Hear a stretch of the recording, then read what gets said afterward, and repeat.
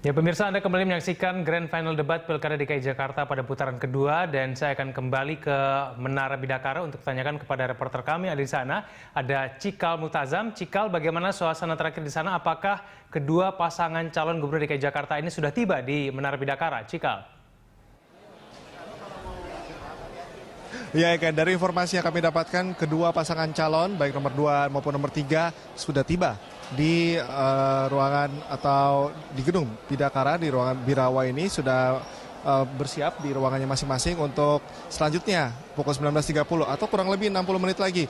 Debat final Pilkada 2017 ini akan segera dimulai. Persiapan lainnya pun di sini semakin matang, ya kan? Bahkan pengamanan pun di sini semakin diperketat, khususnya di akses dari nantinya kedua pasangan calon akan menuju masuk ke ruang Birawa di gedung Bidakara ini. Tidak hanya di tempat akses masuk VIP bagi kedua pasangan calon, akses VIP yang tidak jauh berada di akses tempat masuk dari paslon ini juga sudah dijaga ketat oleh pihak kepolisian dari Polda Metro Jaya. Di dalam pun sudah clear area akses untuk jalan menuju ke tempat dari berlangsungnya debat kali ini, dan para tamu undangan pun di sini sudah mulai masuk ke dalam, baik itu dari nantinya masyarakat yang akan menyaksikan maupun dari tim sukses dari kedua pasangan calon ini sudah mulai memasuki ke dalam.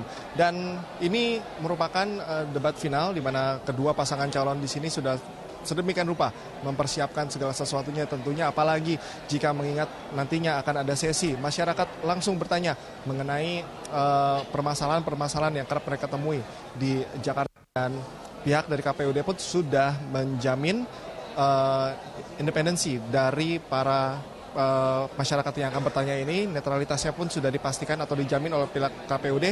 Pihak KPUD hanya membantu untuk membimbing dan juga membantu para masyarakat ini untuk mempackage pertanyaan tersebut agar lebih terarah, agar lebih terstruktur, sehingga nantinya pertanyaan yang diajukan kepada pasangan calon ini dapat dipahami, kemudian mendapat jawaban yang sesuai dengan harapan dari para masyarakat. Selain masyarakat juga di sini ada aliansi komunitas juga yang nanti akan langsung bisa beraudiensi dengan para pasangan calon, baik itu pasangan nomor urut 2 Basuki Cahayapurnama, Jarod Saiful Hidayat, maupun juga Anies Baswedan, Sandiaga Uno. Bahkan ini persiapan ini kami mendengar informasi juga kedua pasangan calon telah berdiskusi dengan tim sukses masing-masing, terutama untuk menghimpun kembali data-data yang mereka miliki selama masa kampanye ini, karena ini adalah debat final. Masyarakat akan mendengar segala program visi misi terakhir pada hari ini sebelum nantinya tanggal 19 akan dilangsungkan pilkada. Suasana di dalam yang kami lihat di sini ada monitor pemantau Egan, di mana lighting juga di sini setengah dipersiapkan dan kondisinya juga sudah mulai penuh. Kita tunggu saja bagaimana nantinya dimulai kurang lebih 60 menit dari sekarang. Egan. Baik, Cikal, ketika kedua pasangan calon gubernur tiba, apakah ada yang disampaikan dari kedua pasangan calon tersebut? Apakah ada hal-hal ataupun prioritas dari program-program mereka yang nanti akan mereka titik beratkan supaya dijelaskan kepada masyarakat, supaya betul-betul masyarakat paham kira-kira apa yang akan mereka kerjakan nanti selama 5 tahun ke depan, Cikal?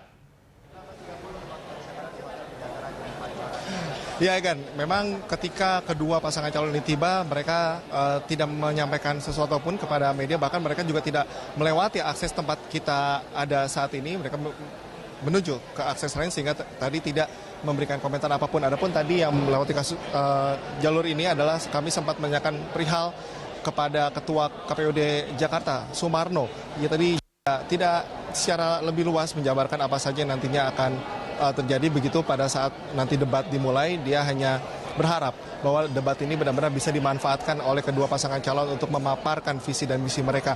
Dan adapun yang menjadi fokus utama, pokok dari berbagai masalah yang ada atau kerap di Jakarta, kita bisa mengetahui dari kampanye beberapa waktu yang lalu, baik itu Ahok maupun Jarod, mereka menekankan kepada salah satunya revitalisasi kawasan, perbaikan hunian yang ada di Jakarta.